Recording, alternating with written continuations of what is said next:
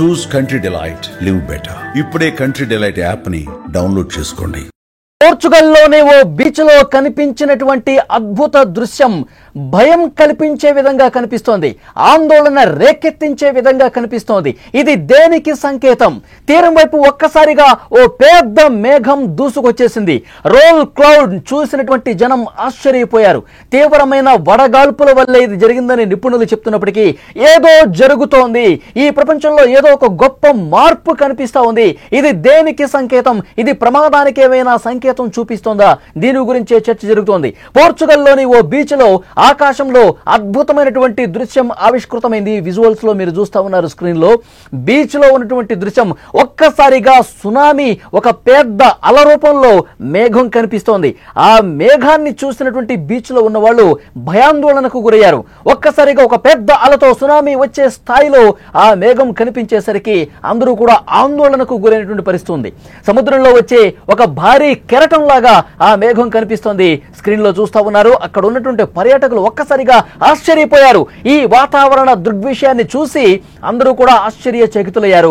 అక్కడ బీచ్ లో ఉన్న వాళ్ళు ఇదేమన్నా సునామీ అలలాగా కనిపిస్తోంది, ఇదేమన్నా సునామీ వచ్చే ముందు ఓ పెద్ద మేఘం ఏమన్నా ఏర్పడిందా అన్న స్థాయిలో కనిపిస్తోంది. విజువల్స్ లో చూస్తున్నారు. పోర్చుగల్లోని బీచ్ లో వింత మేఘం ఒకటి భయపెట్టేసింది.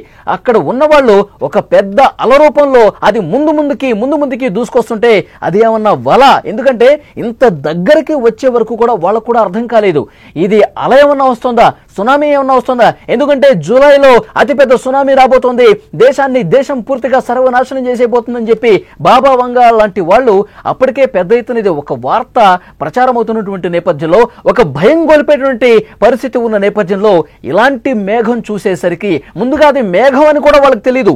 కొంత దూరం నుంచి ఒక పెద్ద అల రూపంలో కనిపించేసరికి అక్కడ బీచ్ లో ఉన్న వాళ్ళు ఒక్కసారిగా పరుగులు పెట్టిన పరిస్థితి.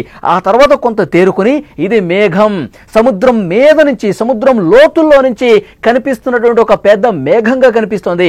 ఆ మేఘం ముందుకి వస్తుంటే గతంలో ఎప్పుడూ చూడనటువంటి పరిణామంగా దీన్ని చూసి ఆశ్చర్యపోయిన పరిస్థితి. ఎందుకంటే ప్రపంచంలో కొన్ని వింత సంఘటనలు ఈ మధ్యకాలంలో కనిపిస్తున్నాయి, కొన్ని వింతకరమైనటువంటి ఆకారాలు కనిపిస్తా ఉన్నాయి. ఇదేమన్నా ప్రమాదానికి సంకేతంగా కనిపిస్తుందా? అల్లకల్లోలం వచ్చే ముందు, అతిపెద్ద ప్రమాదం సంభవించే ముందు ఈ ప్రపంచం, ఈ భూమండలం మనకేమన్నా సంకేతం పంపిస్తుందా? దీని గురించే పెద్ద స్థాయిలో చర్చ జరుగుతున్నటువంటి పరిస్థితి. ఈ మధ్యకాలంలో మనం చూస్తా ఉన్నాము, బాబా వంగా ఏవైతే ఆ బుక్ లో రాశారో, రియో తాత్సుకి ఏదైతే బుక్ లో పొందుపరిచారో, జూలై 5వ తారీఖు అతిపెద్ద విపత్తు రాబోతోంది, అతిపెద్ద సునామీ రాబోతోంది. ఈ సునామీ 2011 సంవత్సరంలో జపాన్ ను కుదిపేసింది కదా, దానికంటే 3 రెట్లు అత్యంత ప్రభావవంతమైనటువంటి సునామీ రాబోతోంది, జపాన్ ని అతలాకుతలం చేయబోతోందని చెప్పి వార్తలు వింటా ఉన్నాం. ప్రపంచం మొత్తం కూడా చాలా ఉత్కంఠగా జూలై 5 కోసం ఎదురు చూసినటువంటి పరిస్థితి. ఈలోపే ఈ ప్రచారం జరుగుతున్నటువంటి సమయంలోనే అనేక చోట్ల కొన్ని వింత విచిత్రమైనటువంటి ఆకారాలతో వాతావరణం మార్పుని గమనిస్తా ఉన్నారు. పోర్చుగల్ బీచ్ లో అందరిని ఒక్కసారిగా భయభ్రాంతులకు గురి చేసినటువంటి ఆ మేఘాన్ని మీరు చూస్తా ఉన్నారు. అసలు సునామీయే వచ్చేస్తుందా, మనల్ని అందరినీ కూడా ముంచెత్తడానికి వచ్చేస్తుందా అన్న స్థాయిలో ఒక మేఘం ఎంత భయపెట్టిందంటే ఆ బీచ్ లో ఉన్న వాళ్ళు షాక్ అయిపోయి కంగు తినిపోయి తమ తట్ట బుట్ట అన్ని కూడా సర్దేసుకుని దూరంగా పరిగెత్తాలన్నంత ఆలోచన కనిపించింది వాళ్ళకి, అంత భయం కనిపించింది. ఆ తర్వాత అది ఒక మేఘం, మనకి దూరం నుంచి ఒక అలలాగా కనిపించింది, కానీ అది దగ్గరకు వస్తుంటే ఒక మేఘం. గతంలో ఎప్పుడు కూడా చూడనటువంటి ఆ మేఘం మనల్ని భయపెట్టిందని చెప్పి ఆ బీచ్లో ఉన్న వాళ్ళు చెప్పినటువంటి పరిస్థితి. ఈ మధ్యకాలంలో వాతావరణంలో పెను మార్పులు చోటు చేసుకుంటున్నాయి. ఇది దేనికి సంకేతం? చాలా మంది మాట్లాడుతున్నారు, కొంతమంది పర్యావరణవేత్తలు మాట్లాడుతున్నారు, శాస్త్రవేత్తలు మాట్లాడుతున్నారు, ఎలాంటి ఇబ్బంది లేదని చెప్తున్నప్పటికీ కూడా ఎవరైతే భవిష్యత్తుకు సంబంధించి జోస్యాలు చెప్పారో, భవిష్యత్తు ప్రమాదకరంగా మారుతుందని చెప్పి జోస్యాలు చెప్తున్నారో, వాళ్ళు చెప్పినవి కొన్ని నిజమైనటువంటి పరిస్థితులు ఉన్నాయి.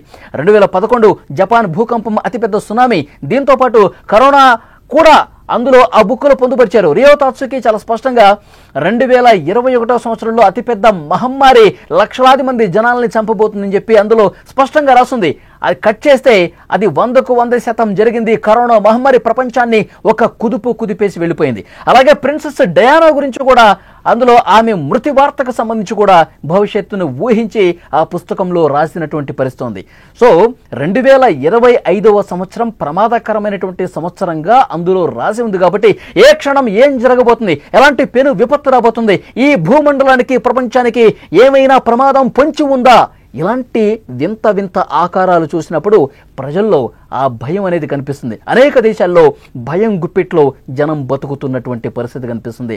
ఫర్ ఎగ్జాంపుల్, గత కొన్ని రోజులుగా పరిస్థితులు ఒక్కసారి గమనిస్తే చైనాలో భీకరమైనటువంటి వరద బీభత్సం జరిగి చైనాలో చాలా ప్రాంతాలు బ్రిడ్జిలు కొట్టుకుపోయినటువంటి పరిస్థితి కనిపిస్తుంది. పెద్ద పెద్ద కొండరాళ్ళు కూడా పడిపోయి పెను విపత్తు సంభవించిన పరిస్థితి ఈ మధ్య కాలంలో మనం చూసాం. ఇప్పుడు అమెరికాలో టెక్సాస్ రాష్ట్రంలో విపరీతంగా గతంలో ఎప్పుడూ లేనట్టుగా ఒక్క రోజులోనే 24 గంటల్లోనే కొన్ని నెలల పాటు అక్కడ నమోదయ్యే వర్షం కొన్ని గంటల్లో నమోదై టెక్సాస్ రాష్ట్రం మొత్తం ప్రధాన నగరం మొత్తం కూడా వరద గుప్పిట్లో చిక్కుకొని అన్నీ మునిగిపోయేటువంటి పరిస్థితి కనిపిస్తోంది.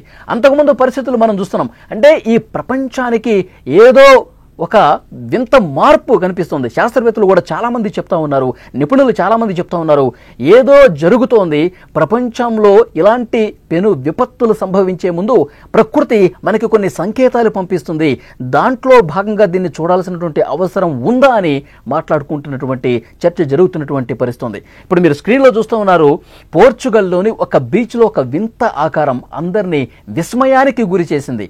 ఇది నిజంగా 2025 సంవత్సరంలో జరగబోయే విపత్తులకు ఒక సంకేతంగా పంపించిందా ప్రకృతి అని కూడా మాట్లాడుకుంటున్న పరిస్థితి కనిపిస్తోంది.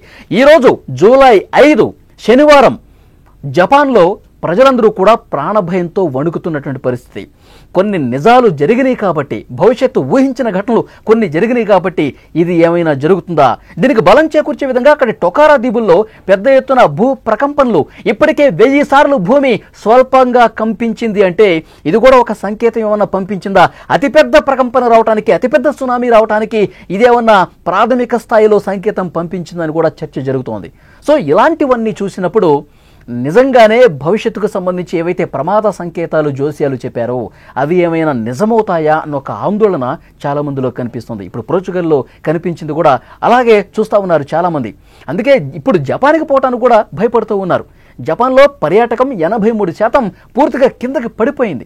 అక్కడికి వెళ్ళాలంటే భయపడుతున్నారు. అక్కడ టొకారా దీవుల్లో ఉన్నవాళ్ళు, అక్కడ స్థానికంగా జీవనం సాగించే వాళ్ళు ఇతర ప్రాంతాలకు కూడా తరలిపోయి సురక్షితమైన ప్రాంతాలకు బతికుంటే మళ్ళీ వద్దాం మన ప్రదేశానికంటూ జూలై 10 తర్వాత మళ్ళీ వద్దామంటూ చాలామంది తమ పర్యటనలు వాయిదా వేసుకుని తమ సొంత ప్రాంతాలను కూడా వదిలేసి వెళ్ళిపోయినటువంటి పరిస్థితి ఉంది. సో డెఫినెట్గా ఇలాంటి వింత వింత ఆకారాలు, ఇలాంటి పరిస్థితులు ప్రపంచవ్యాప్తంగా చాలా చోట్ల కనిపిస్తున్నాయి. సో అక్కడి ప్రభుత్వాలు చెప్తున్నాయి, ఇవన్నీ కూడా శాస్త్రవేత్తలు కూడా చెప్తున్నారు, అన్నీ కట్టి పెట్టండి, ఇలాంటి ఆలోచనలు మానుకోండి, ఏమీ కాదు ఈ భూమండలానికి. ఏవో ఊహించి కొంతమంది రాస్తూ ఉంటారు కానీ అవి 100కు 100% జరగవు. కొన్ని జరిగాయంటే తాత్కాలికంగా వాళ్ళు 100 చెప్తే 4 జరుగుతూ ఉంటాయి. కానీ దీన్ని లైట్ తీసుకోండి, యథావిధిగా తమ పనుల్లో నిమగ్నం కాండి అని చెప్పి శాస్త్రవేత్తలు కూడా కొంత ధైర్యం చెప్పే ప్రయత్నం చేస్తున్నారు. కానీ అక్కడ స్థానిక ప్రజానికం మాత్రం భయాందోళనతోనే కాలం గడుపుతున్నటువంటి పరిస్థితి ఉంది.